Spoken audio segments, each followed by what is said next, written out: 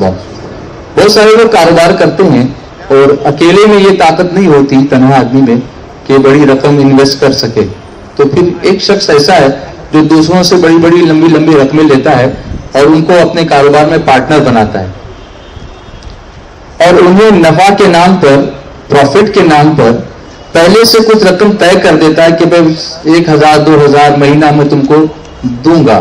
شریعت اس طرح کے کاروبار کے بارے میں کیا کہتی ہے؟ ہاں، اس طور پہ کاروبار کرنا شرعاً جائز نہیں ہے، اور یہ بھی کرپشن اور بدعنوانی کا ہی ایک حصہ ہے۔ عام طور پہ لوگ کرپشن تو اس کو سمجھتے ہیں کہ کوئی رشوت دے، کوئی رشوت لے، اس طرح کے کاموں کو، لیکن اسلام اس کو بھی کرپشن کہتا ہے۔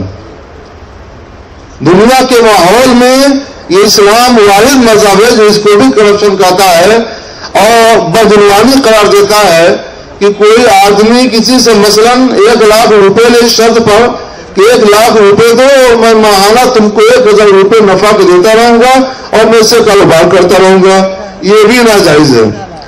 کیوں ناجائز ہے؟ اس کی وجہ یہ ہے کہ اس نے 1 لاکھ روپے مثلاً ایک آدمی سے قرض لیے اور اس قرض کی وجہ سے اس کو 1000 روپے ماہانہ وہ نفع دے رہا ہے، تو قرض کے دباؤ کی وجہ سے جو 1000 روپے ماہانہ نفع دے رہا ہے اور وہ نفع لے رہا ہے، یہ نفع دینا اور لینا حقیقت میں سود کا دینا اور لینا ہے۔ اسلام کہتا ہے، حضور صلی اللہ علیہ وسلم کا فرمان ہے، کل قرض جر نفعا فہو ربا۔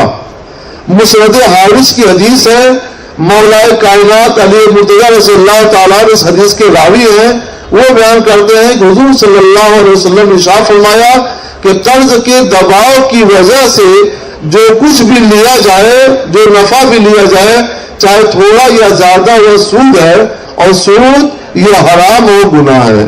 یہ بہت بڑا کرپشن ہے اور بہت بڑی بدعنوانی ہے کہ کسی سے سود لیا جائے اور کسی کو سود دیا جائے، لیکن لوگ اس کو پارٹنر کہتے ہیں۔ یہ پارٹنرشپ نہیں ہے، بلکہ حقیقت میں یہ قرض اور سود کا لین دین ہے۔ اسلام اس کی اجازت نہیں دیتا، اس کو بھی بند کیا جائے۔ تو پھر پارٹنرشپ کا شرعی طریقہ کیا ہے، اور کیا اس میں مسلم غیر مسلم سب آپس میں پارٹنر بن سکتے ہیں؟ ہاں، جو پارٹنرشپ کا طریقہ ہے وہ بہت آسان طریقہ ہے، اور میں سمجھتا ہوں وہ طریقہ ہر مہذب قوم سمجھتی ہے اور ہر صاحب عقل و دانش اسے تسلیم بھی کرتا ہے۔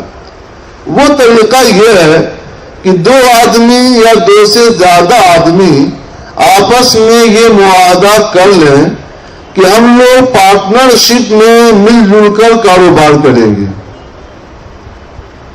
یہ پہلی اور بنیادی شرط ہے کہ 2 آدمی یا 2 سے زیادہ آدمی اس بات کا معاہدہ کریں کہ ہم لوگ مل جل کر پارٹنرشپ میں کام کریں گے، ایک معاہدہ۔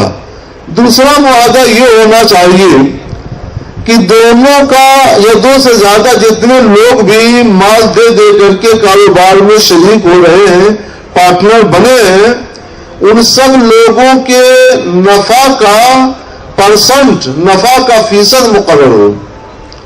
یعنی یہ مقرر ہو کہ میرا نفع مثلاً جو کچھ نفع حاصل ہوگا کاروبار سے، اس نفع میں میرا حصہ مثلاً 20%، تمہارا حصہ 30%، اور اس کا حصہ 40% اور اس کا حصہ 20%، کل 100% ہو گیا۔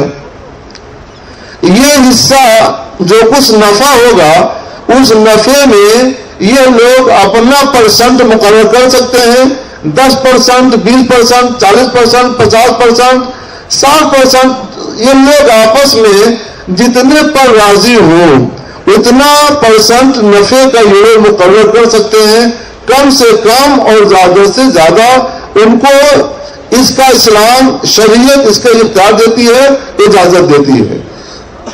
تو یہ 2 شرطیں ہیں۔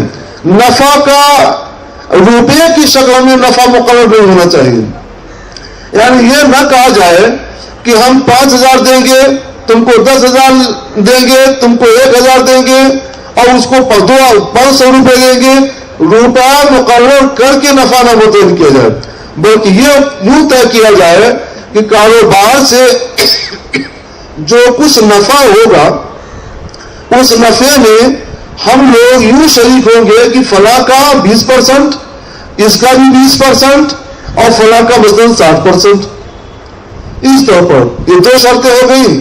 تیسری شرط یہ ہے کہ وہ لوگ یہ طے کریں گے کہ اگر کاروبار میں نقصان ہوا تو جس حساب سے ہم لوگ نفع میں شریک ہیں اسی حساب سے سب لوگ نقصان میں بھی شریک رہیں گے۔ جو نفع میں 20% کا شریک تھا وہ نقصان میں بھی 20% کا شریک ہوگا، اور جو نفع میں 60% کا شریک تھا وہ نقصان میں بھی 60% کا شریک مانا جائے گا۔